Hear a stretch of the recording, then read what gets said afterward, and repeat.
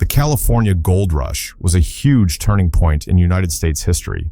It completely changed California and had a big impact on the entire country. There's so much to unpack, especially when you think about the earlier gold discoveries and the rush of people who flocked to California looking to strike it rich. First, there were some smaller gold finds before the big one at Sutter's Mill in 1848. For example, Francisco Lopez found gold way back in 1842 at Rancho San Francisco, which is a part of California now near Los Angeles. It's not as famous as Marshall's discovery, but it was one of the earliest recorded finds. It's crazy to think that gold was already being discovered in California years before the US even officially took control of the land during Mexican rule. Then, of course, we have James Marshall, who made the big discovery in 1848 at Sutter's Mill. He was actually trying to keep it a secret because he feared a gold rush would ruin his plans to build an agricultural empire. But of course, the news got out anyway. Samuel Brannan was the first one to really spread the word, shouting, "Gold, gold, gold from the American River," all over San Francisco. That was the spark that set off the fire, and soon people were coming from all over the world to California. The rush of people in 1849, known as the 49ers, is amazing. About 300,000 people, Americans, Mexicans, Chileans, Chinese, Australians, and even folks from Europe, all hoping to strike it rich, rushed to California looking for their fortune. There were even women and children in the mix, though they were in the minority. Many women came with their husbands or came on their own, seeking new opportunities in California. The flood of gold into the economy gave the US a big boost and helped California become a state in 1850, thanks to the Compromise of 1850. But the gold rush wasn't all good news for Native Americans. The massive influx of settlers pushed them off their lands, and many died from starvation or violent attacks. Some Native American groups tried to fight back, but they were outgunned and overwhelmed. The gold rush had a huge negative impact on their communities. Then there was the mining itself. At first, it was just panning for gold in rivers, but as gold became harder to find, miners turned to more aggressive methods like hydraulic mining, which blasted away hillsides with high-pressure water. This caused massive environmental damage, polluting rivers and destroying ecosystems. Even now, you can still see the scars from that kind of mining in parts of California. By the mid-1800s, mining became even more industrialized, with methods like dredging to scoop up gold from riverbeds. Hard rock mining also kicked in, which meant miners started digging deep into the earth for gold trapped inside rocks. It became a massive operation, but it was really toxic. Mercury was used to extract the gold, which ended up polluting the land and water. So, while the gold rush made California rich and built up cities like San Francisco, it also left behind a lot of environmental damage and a legacy of displacement and hardship for Native Americans. It wasn't just about people getting rich. It completely reshaped the state and the country. Back to the topic, a lot of the settlers came by sea, while others took the California Trail and made their way overland, often facing dangerous and grueling conditions. California quickly grew, especially cities like San Francisco, which went from about 200 people in 1846 to around 36,000 by 1852.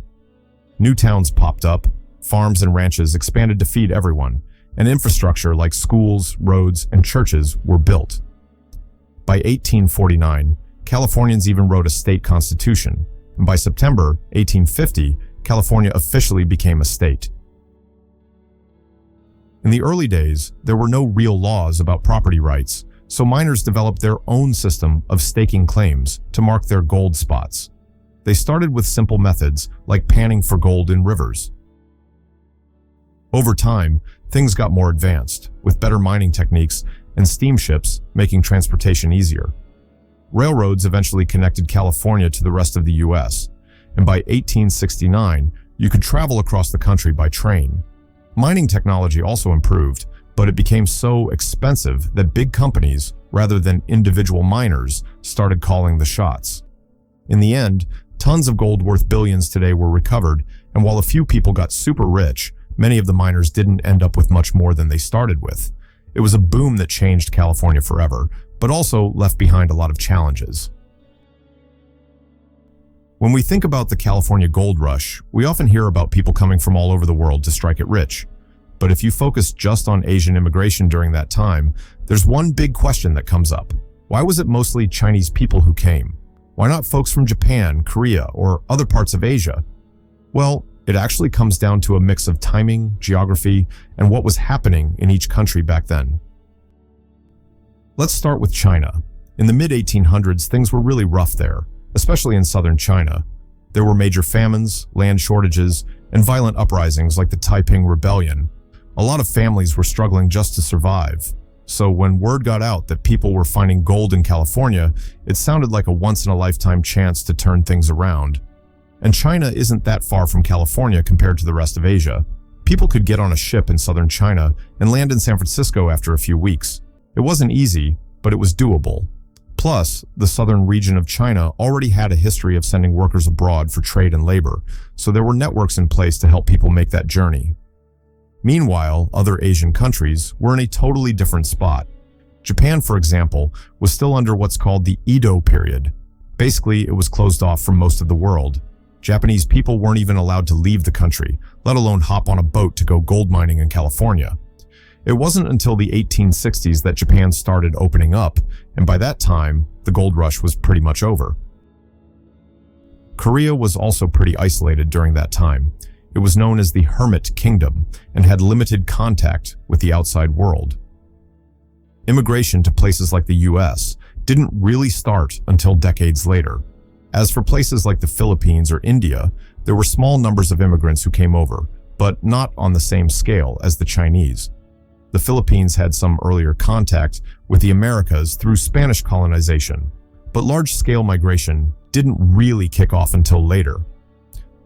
Back in California, the Chinese who did arrive quickly found themselves working not just in the gold mines, but also in farming, construction, and service jobs. They often faced racism and were treated unfairly, but they still formed strong communities and built lives there. Unfortunately, that same discrimination eventually led to the Chinese Exclusion Act in 1882, which basically banned most Chinese immigration for decades. So, to sum it up, the reason it was mostly Chinese immigrants coming to California during the gold rush was because they were in a tough spot back home. They had access to the Pacific, and other Asian countries just weren't in a position to send people overseas at that time.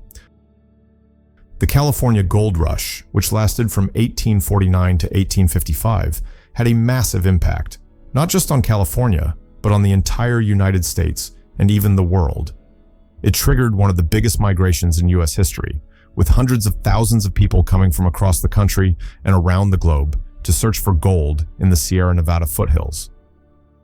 This wave of people led to the creation of boomtowns, fast economic growth, and the development of railroads, churches, banks, you name it, all to support the newcomers.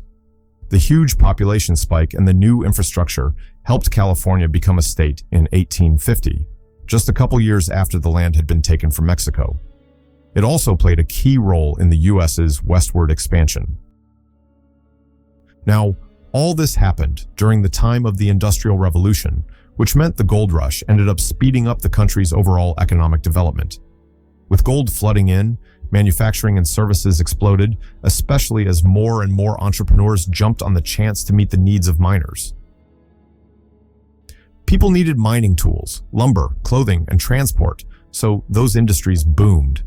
Agriculture and retail also took off during this time, which helped turn California into a major economic force by the late 1800s. A lot of today's well-known businesses got their start thanks to the gold rush. For example, Wells Fargo was founded to offer financial services to gold seekers. Levi Strauss saw that miners needed durable clothes, so he created tough canvas pants, which eventually became the blue jeans we all know today. Even Mark Twain got his start in California. He originally came out west to find gold, but found his real fortune as a reporter instead. Learning about the gold rush is key to understanding how California, and the American West in general, developed. In fact, California had just been ceded to the United States in 1848 through the Treaty of Guadalupe Hidalgo, which ended the Mexican-American War. That treaty handed over more than 1 million square miles of land, including parts of modern-day Nevada, New Mexico, and Wyoming. Back then, a lot of Americans believed in manifest destiny, the idea that expanding westward was not just inevitable, but also justified. As more people poured into California and wealth rapidly increased, it became clear that a proper civilian government was needed.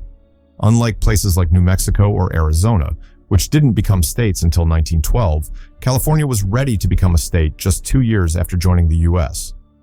It had a population filled with ambitious people, and by 1850, California had drafted a constitution and sent representatives to Washington, D.C. asking for statehood.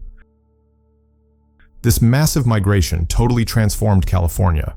It went from being a quiet, sparsely populated region to a full-fledged state.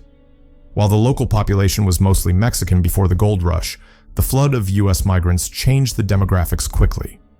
These new arrivals also wanted to stay in touch with their families back east, so they pushed for better communication and transportation. That's where things like the Pony Express come in. It could deliver mail from California to the Midwest in about 2 weeks. A businessman named Samuel Brannan, who also started the California Star newspaper, set up the California Star Express to connect California with Missouri. While some early miners did strike it rich, the real long-term wealth came from the industries that sprang up around gold mining. Merchants, suppliers, and service providers made the most money. The investments made during this time helped fuel California's economy for decades to come. In terms of manufacturing, the gold rush led to a boom in mining equipment, machinery, lumber production, flour mills, and the clothing industry, especially leather. Retail and wholesale industries also grew fast, meeting the rising demand of a booming population. Agriculture benefited too. Many people who didn't make it rich in mining turned to farming, thanks to California's great climate. They started growing fruits, vegetables, and grains to feed the mining towns. Europeans also saw an opportunity, planting orchards and vineyards, and eventually producing wine that would gain international recognition. California wines are still some of the world's best today. But it wasn't just California that saw the effects. The rest of the world got involved too. Chile started exporting more fruit to the U.S., China shipped over sugar, and Norway took advantage of California's ports to grow its shipping industry. And with so much economic activity, new banks and financial services also sprang up to handle all the transactions. Transportation also changed dramatically. Roads, bridges, wagons, ferries, and steamships were built to help people get to California. Eventually, a shortcut across Panama sped up the journey. San Francisco, which exploded with growth during this period, ended up becoming the western endpoint of the first transcontinental railroad, connecting California with the East Coast through Omaha. That railroad completely transformed travel and commerce. Suddenly, California wasn't just a gold hub, it became the gateway to a new Pacific market. Friedrich Engels, writing to Karl Marx, even said the economy that was forming in California seemed to appear out of nothing. Of course, the gold rush wasn't all good news. It had devastating effects on Native Americans. Tens of thousands were killed in violent conflicts with settlers. Chinese immigrants, many of whom came to escape poverty and support families back home, were often targets of intense discrimination. Americans accused them of stealing jobs and passed unfair laws, like foreign miners' taxes, to limit their success. The environment also suffered badly. Rivers got clogged with sediment, forests were stripped for timber, chemicals polluted the soil, and local ecosystems were thrown out of balance. Plus, with so many people rushing to California, industries elsewhere, like in Hawaii, China, and Britain, suffered labor shortages. And with all the new gold in circulation, prices went up, leading to inflation. Still, the gold rush left a lasting mark. It pushed California to grow fast, brought new people and ideas, and helped shape the modern U.S. economy. Many of the businesses and industries that formed back then are still around today.